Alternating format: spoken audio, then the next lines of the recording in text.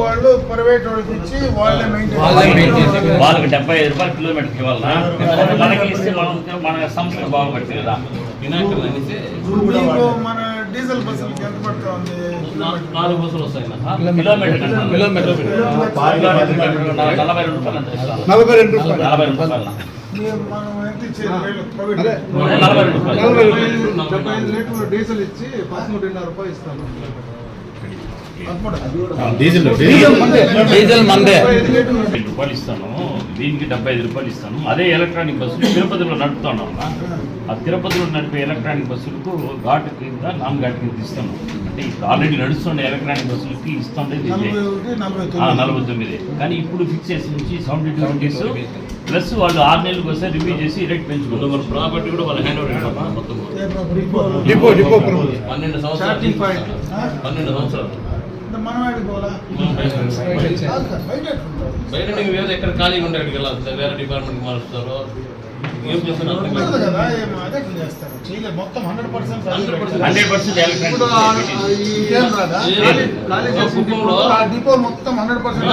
రాష్ట్రంలో మొత్తం 2030కి total electronic bus అదొకటి. ఛార్జింగ్ పాయింట్ల మీద ఈ బస్సులు ఉండవు. ప్రస్తుతానికి ఈ బస్సులు ఉన్నాయి కదా, ఇప్పుడు వాడికి మొత్తం డిపో హ్యాండ్ ఓవర్ చేస్తే ఈ డిపోలో ఉండే బస్సులు ఎక్కడికి పోవాలి?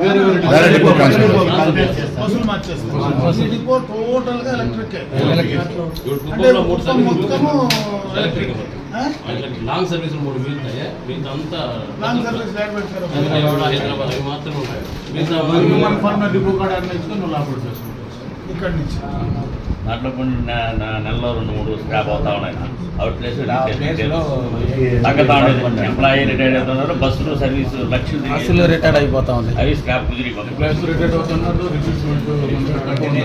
అది కాబట్టి ఇప్పుడు శ్రీశక్తి బస్సులో దాదాపు 100 మంది ఎక్కుతాము.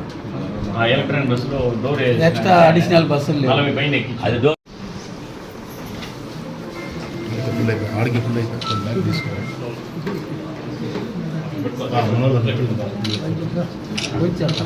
కొంచెం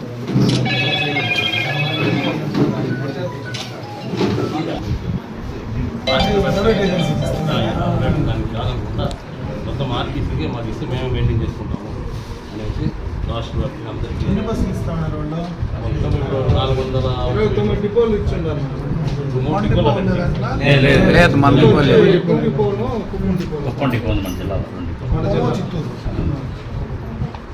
అవి ఎలక్ట్రికల్ బస్సులు ఎంత దూరం పడేదానికి?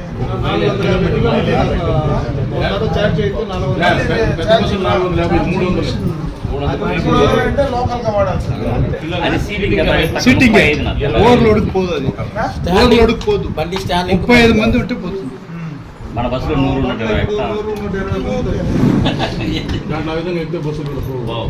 మీరు మీ యొక్క బయట వినిపించాలని అందరినీ కలుస్తున్నాం.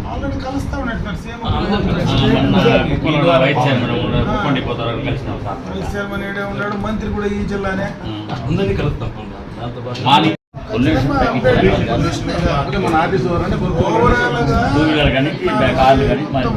రాబోయే కాలం అంతా దీనికంటే కూడా ఇంకా అడ్వాన్స్ వచ్చే పరిస్థితి. ఈ ఛార్జింగే కాకుండా సోలార్ రావచ్చు, హైడ్రో నడిస్తే మొత్తం ఇంకా హైడ్రో కన్వర్ట్ అయిపోతుంది. దీనికి కూడా పోతుంది. అది ఇంకా బాగా మోస్ట్ పవర్ఫుల్ వస్తే ఏం జరుగుతుందో చెప్పలేము. ఇప్పట్లో మీకు ఈ సిస్టమ్ వల్ల ప్రస్తుతానికి మీ మీరు చేయాల్సిన పని మీరు చేయాలి. ఎంప్లాయ్మెంట్ అనేది దీంట్లోనే కాదు. తర్వాత పండించేవాడు రాజవుతాడు. ఇన్ని రోజులు పండించేవాడు పేదోడైనాడు. పండించేవాడు రాజవుతాడు. మిగతా అన్ని సెక్షన్లు ఇప్పుడే మామిడి చెట్లు కొట్టి నరికేద్దాం ఉన్నారు మామిడి చెట్లు నరికేద్దాం ఈ రేట్లు చూసుకుని రేపు సంవత్సరం నరికేద్దాం తిరిగి కొట్టలేదు మనం కూడా చూస్తూ ఉంటుంది ఎల్లిన వచ్చింది మామూలుగా 7 ఏళ్ళకి ఒకసారి ఇప్పుడు కరువు వచ్చేది జనవరమైన కరువు వస్తుంది మళ్ళీ అటు నుంచి మంచి వర్షాలు పడితే మళ్ళీ ఒకసారి ఎక్కువ పంటలు పండించేసి ఏం చేస్తాం? సర్కుల్ మంచిగా ప్రాబ్లం వల్ల